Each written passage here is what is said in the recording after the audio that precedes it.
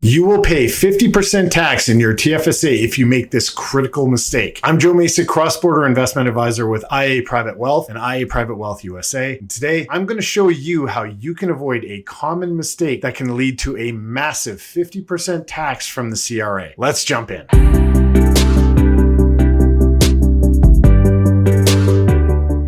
So a little while ago, a young professional from Toronto who's been a loyal follower of my channel for quite some time reached out to me in what seemed to be a bit of a panic. She had been diligently saving and investing in her TFSA, following all of the best practices like paying herself first, and everything seemed okay until she received what she described as a terrifying letter from the CRA that threatened to take out a sizable chunk of her TFSA. The CRA let her know that some of the stocks that she had invested in were classified as non-qualified investments, and as a result, she was immediately hit with a shocking 50% penalty on the market value of each non-qualified share. So of course, she contacted me hoping that I could offer some sort of suggestion or solution to her problem, possibly help her navigate this financial nightmare and hopefully recover from this severe CRA penalty. And I'm really glad she reached out to me because there are so many unlicensed financial YouTubers out there giving advice on their channels. If you're seeking guidance, make sure to get personalized advice from a registered investment advisor, as it's usually the best approach. They can provide tailored recommendations and ensure that you're navigating these issues correctly. So what happened, and what is a non-qualified investment? Well, what happened was that this young professional, not her real name, but let's call her Catherine, decided to take on a bit more risk with her TFSA. She invested approximately $15,000, about 75% of her TFSA, in penny stocks traded on the pink sheets or the OTC market, which is something we as advisors usually suggest against. But nonetheless, that's what she did. Catherine was looking for a bit more excitement in her portfolio, but didn't realize that these stocks were not allowed to be purchased inside of her TFSA. You see, what she didn't know was that the pink sheet stocks traded on the OTC or over-the-counter markets, and these markets are less regulated platforms where penny stocks and smaller companies are traded. These markets are also pretty well known for their generally higher risk and lower transparency companies compared to other major stock exchanges. For TFSA investments, the Canada Revenue Agency only recognizes stocks traded on qualified exchanges, such as the TSX or NYSE. In fact, there's a detailed list of qualified exchanges on the CRA's website, and you can see all of the exchanges that are permitted, and the OTC isn't one of them. As a result, stocks from the pink sheets or OTC markets are considered non-qualified investments for a TFSA. This means that investing in these stocks through a TFSA can lead to a significant tax consequence, and the penalty in this case was that 50% of whatever Catherine bought was immediately due as tax, so about $7,500 in tax penalties on her $15,000 investment. But what's really interesting about this case is that Catherine used a discount brokerage to buy her stocks, and what a lot of people don't know is that the software used to run many of these discount brokerages won't warn you that you are about to buy non-qualified shares of a company. You might think that your discount brokerage should prevent this kind of issue from happening, but you'd be mistaken. Many discount brokerages don't always have safeguards in place to stop you from buying non-qualified investments in your TFSA. It's likely that they're just going to let the transaction go through without any warnings or checks, which can lead to costly mistakes if you're not aware of the rules. This means that it's ultimately up to you to ensure that your investments comply with the TFSA regulations. And in Catherine's case, the software didn't warn her that the penny stocks from the pink sheets or the OTC market weren't allowed in her TFSA. The discount brokerage she dealt with simply allowed these trades to go through and didn't prevent her from buying these shares. And another thing, the discount brokerages in general know that these shares are non-qualified because they have to report all non-qualified TFSA investments to the CRA each year on all of their accounts. It's a bit shocking, really, that they are in general aware of these non-qualified investments and know that they can't be purchased for a TFSA, but a lot of times their systems just let you buy them, and you could inadvertently cause yourself a bit of a tax nightmare without any warning. What's worse is this lack of warning led Catherine to believe that the stocks that she purchased were allowed, but they actually weren't, and now she's facing unexpected consequences. This is just one of the many reasons why lots of advisors like myself suggest sticking to the major exchanges and avoiding the pink sheets sheets or the OTC markets altogether. Not only can you run into trouble with penny stocks potentially going to zero, as they are widely viewed as much riskier than blue chip stocks, but you'll also face risks you may not see, like the investments not even being allowed in a TFSA. In fact, many firms won't even allow you to hold these companies that you buy on the OTC markets. This happened to me about 25 years ago with a client that booked in physical shares of a pink sheet company only for my old firm to tell him he had to transfer them back out. These shares not being allowed in the TFSA is exactly what Catherine ran into, and now she has to solve this problem that was accidentally created with the CRA. Okay, so let's imagine that you're in the same situation as Catherine. You've bought these penny stocks that are non-qualified in your TFSA or in another account that doesn't allow them, and then you get a letter from the CRA telling you that you owe 50% tax on the stocks that you bought in your TFSA. What do? Well, if you've purchased a stock like Catherine and later discover it's not allowed in your TFSA, don't panic. There is a way to address it. The first thing you need to do is sell the non-qualified stocks in your TFSA as soon as possible to prevent any further issues. It's pretty important to complete this transaction before the end of the calendar year, ideally before December 31st, to avoid any further complications or penalties. Next, what you need to do is file what's called a TFSA return with the CRA to report the non-qualified investments and explain the mistake, including any documentation that supports your case. Again, it's important to act quickly and communicate this with the CRA. The form is called an RC-243 TFSA return, and you can get it by Google searching TFSA return form or RC-243, and it will take you right to where you can download the form. After downloading the form, go ahead and open it up, and the first thing that you'll notice is that you'll need to enter the tax year when prompted. Then scroll down to the section labeled non-qualified investments, and here's where you will see the punishing tax penalty as you enter the amount of your non-qualified purchase. You'll see that the form automatically applies the 50% tax, and in Catherine's case, she entered $15,000, which led to her $7,500 tax bill. Now, the next very important thing you have to do, and this is critical, is you need to hit that like button for the YouTube algorithm, as it really helps out my channel. When looking at my metrics, over 90% of the watch time is generated by viewers who are not subscribed. So if you like how I slip this self-promo plug into the video, please consider liking and subscribing, as it helps all of my videos reach many more viewers. Viewers like Catherine that can make everyday innocent mistakes when it comes to their TFSA. Now, I'm going to leave all of the links to all the information you need in the description below. These resources will hopefully help you address any non-qualified investments in your account. Now, in addition to this form, you're also going to have to write a letter to the CRA explaining that the purchase of these non-qualified investments was an honest mistake. Be sure to include any relevant screenshots or any additional documentation that can support your explanation,